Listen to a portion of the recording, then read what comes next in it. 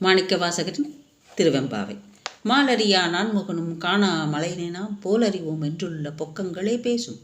பாலூரு தேன்வாய் படிரு கடைதிரவாய் ஞாலமே விண்ணே பிறவே அறிவறியான். கோலமும் நம்மையாட் கொண்டருளி கோதாட்டும் சீலமும் பாடி சிவனே சிவனே என்று ஓலமிடினும் உணராய் உணராய்கான் ஏலக்குழலி பரிசேலோர் எம்பாவாய். பெண்கள் அடுத்த வீட்டிற்கு சென்று உறங்கும் பெண்ணை எழுப்புகிறார்கள். ஒவ்வொரு பெண்ணின் குணாதிசயத்தையும் அவர்கள் பரிகசிக்கிறது, ஏதாவது ஒரு கிண்டல் கேலி செய்வது, இப்படித்தானே வழக்கம். இந்த பெண்ணும் வீட்டில் என்ன செய்கிறார்கள் என்று பார்ப்போம். மாலறியா நான்முகனும். மால் என்றால் திருமால், நான்முகன் என்றால் பிரம்மன். காணா மலையினம், ரெண்டு பேருமே திருவண்ணாமலையை தரிசனம் பண்ண முடியல இல்லையா? அதுதானே முதல் பாடலே சொல்லியிருப்பார், ஆதியும் மந்தமும் எல்லாரும் பெரும் ஜோதி. அவரை காண முடியவில்லை. மால் அரியா நான்முகன் இருவராலும்.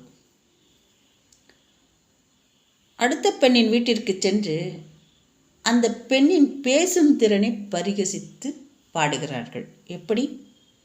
போலறிவோம் என்றுள்ள பொக்கங்களை பேசும்னா, மாலுக்கும் தெரியவில்லை, திருமாலும் அயனும் அறியாத மலையினை யாமறிவோம் என்று பொக்கங்களை பேசும் பெண்ணாவாம். பொக்கங்களை என்றால் என்ன?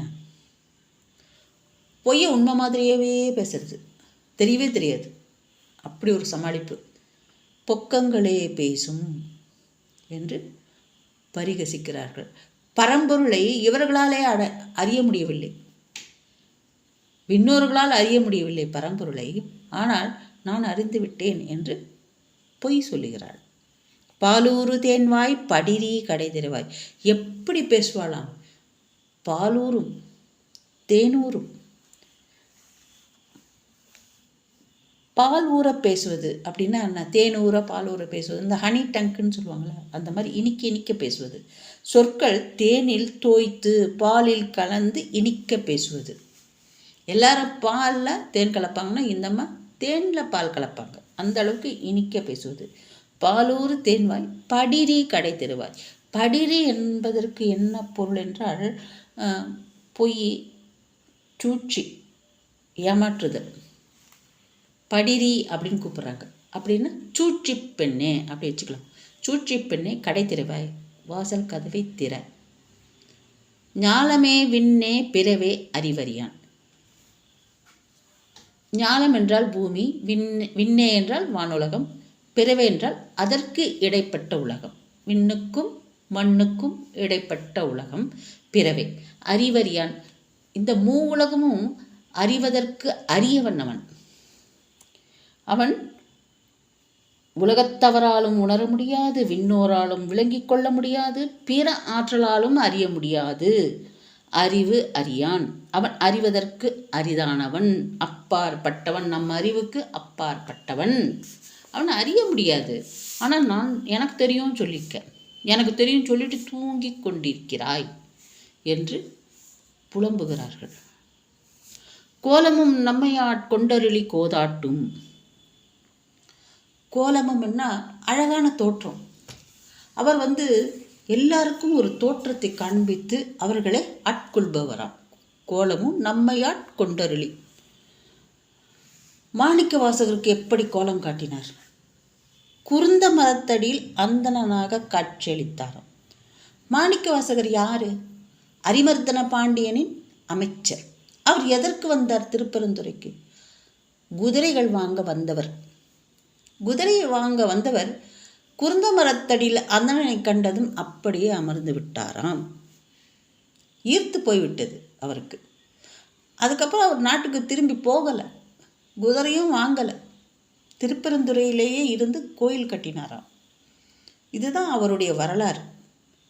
கோலமும் நம்மையாட் கொண்டருளி கோதாட்டும். ஈசன் என்ன பண்ணுறான்? திருக்கோலம் காட்டி அவர்களை ஆட்கொண்டு கோதாட்டும் குற்றங்களை நீக்கி, அவர்கள் செய்யும் குற்றங்களை நீக்கி அவர்களை உயர்த்துவதுதான் ஈசனின் அரிய பெரிய வேலை.